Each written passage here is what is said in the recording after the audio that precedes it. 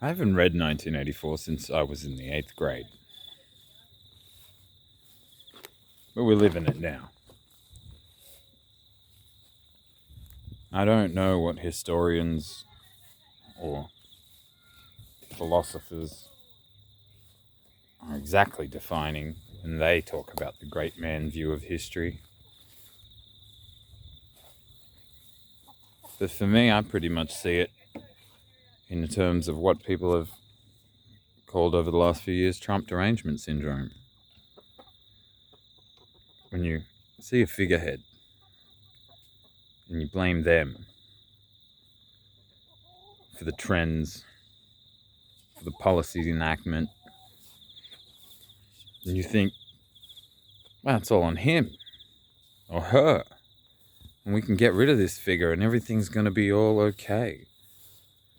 You can even change political parties, and shit keeps rolling exactly the same way, and no one seems to notice. Now, I do remember from the end of the book, there's a scene where Goldstein,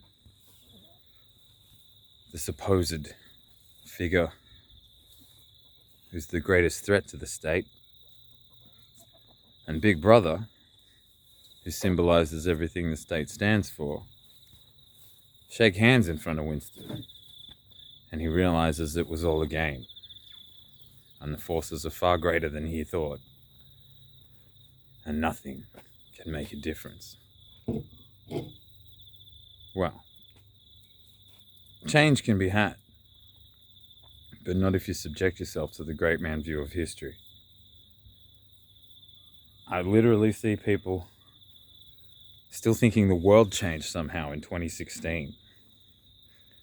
All that happened was a blip. Donald Trump wasn't exactly with the program.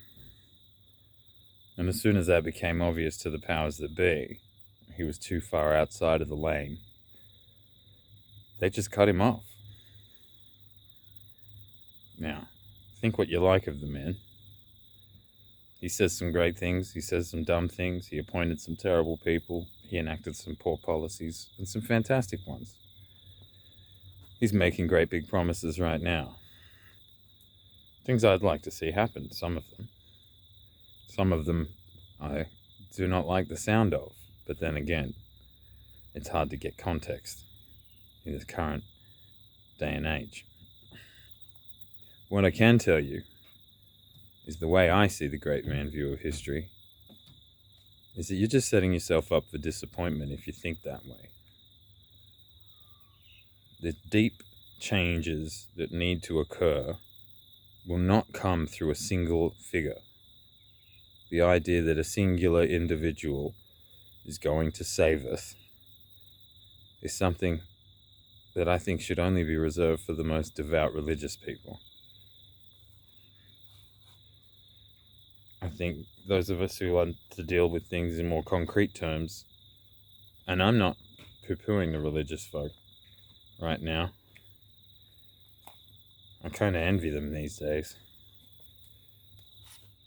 But if you want to see widespread change, you're going to have to become an agent for that change. You're going to have to risk yourself socially.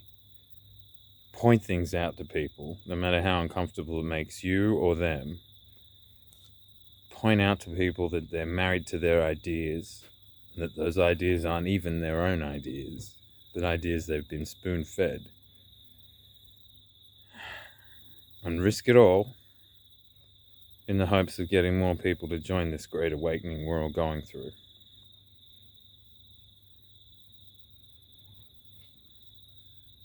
Sorry it's been a while since I've given one of these long-form talks. I am trying,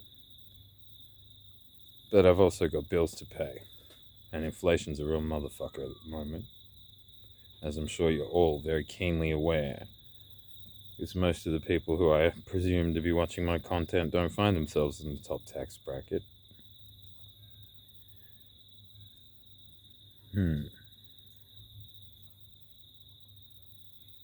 And another thing that's been on my mind. Poor old Klaus. Poor old Klaus. Doesn't he cop a lot of ire? But just like Big Brother and Goldstein, Klaus is just a front. Always remember they're trying to install neo-feudalism, which is just new feudalism. And feudalism, as always, is primarily to the benefit of the monarchs, the crowned heads of this world, the people who caused all the colonization, all the theft, all the slavery. They miss those days, and they want them back. And if you don't believe me, for some reason you're still a monarchist, it was King Charles, the then Prince of Wales, whose speech inaugurated this great reset we're all about to go through. So just ponder on that. And that's all I got to say right now. Duty calls. Dispatch over. Peace, love, and kung fu. Black Eye out.